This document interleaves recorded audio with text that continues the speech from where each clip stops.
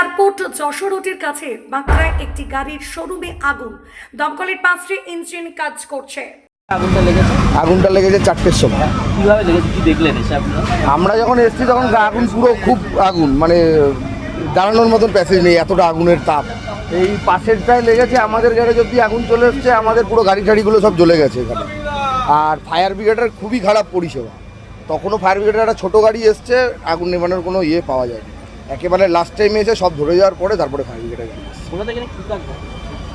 মূলত এটা তো সার্ভিস সেন্টার ছিল গাড়ি রিপেয়ারের, আমাদের এটা তো গ্যারেজ, আমাদের একটা লরির গ্যারেজ, এখানে আমাদের গাড়ি টাড়িগুলো সব ছিল। আপনাদের কি গাড়ি ক্ষতিগ্রস্ত হচ্ছে? এই তো আমাদের গাড়িতে চলে যাবে, পিছনে যেসব গাড়িগুলো আমাদেরই গাড়ি। আপনার নামটা? অমিত ঘোষ। ভয়াবহ আগুন লাগে, এই মুহূর্তে আগুন নেভানোর জন্য সমস্ত রকম ব্যবস্থা করা হচ্ছে। কি করে আগুন লাগলো সেটা এখনো স্পষ্ট নয়। এই মুহূর্তে আমরা ফায়ার পুরো আন্ডার কন্ট্রোল আছি। হ্যাঁ, আমাদের যা রেকর্ড আমাদের বলেছি, দেখেছি আমরা 4:45 আমাদের আগুন লেগেছিল এবং এখানে মধ্যমগ্রাম বিরাটি ফার্স্ট অ্যাটেন্ড করে। তার পরবর্তীকালে বিভিন্ন স্টেশন থেকে আগুনের তীব্রতা দেখে আমরা নাম্বার অফ ফায়ার টেন্ডার বাড়াই। কতগুলো ইঞ্জিন কাজ? আমাদের এখানে 8খানা ফায়ার টেন্ডার কাজ করেছে। ফায়ার এই মুহূর্তে আন্ডার কন্ট্রোল আছে। এই জায়গাটা কি মূলত কিভাবে আগুন লাগলো প্রাথমিকভাবে কি জানা যাচ্ছে? অ্যাকচুয়ালি ফায়ার তো কজ অফ ফায়ার তো এই মুহূর্তে বলা সম্ভব না, ফরেন্সিক হলে বোঝা যাবে। কিন্তু ফায়ার ব্রিগেড যখন এসে দেখেছে যে তখন ওয়েল অ্যাবলেজড আছে, ভালোভাবে আগুন জ্বলছে। ফায়ার ব্রিগেড তার মতো করে যতটা সম্ভব, এখানে একটা সুবিধা হয়েছে আমাদের যে এক সাইডে খাল আছে আর এক সাইডে ওপেন স্পেস আছে পেছনেও, এর ফলে যে সারাউন্ডিং যে রিস্ক আছে সেই রিস্কটা তুলনামূলক কম ছিল।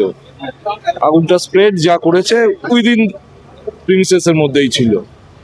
আমাদের ঢুকতে একটু অসুবিধা ছিল, যেহেতু এন্ট্রি পয়েন্ট একটাই আছে, লেন্থটাও ভেতরটা বেশি আছে, আমাদের ফ্রন্টের থেকেই কাজ করতে হয়েছে। সাইডের থেকে আমরা একটু শেডের মতো আছে বলে জল দিতে অসুবিধা হয়েছে, কিন্তু এই মুহূর্তে আগুন আমাদের আন্ডার কন্ট্রোল আছে। ফায়ার সিস্টেম না, এখানে আমরা কিছু দেখতে পাই, আমরা দেখতে পাইনি কিছু, এক্সটিংগুইশার কিছু ছিল?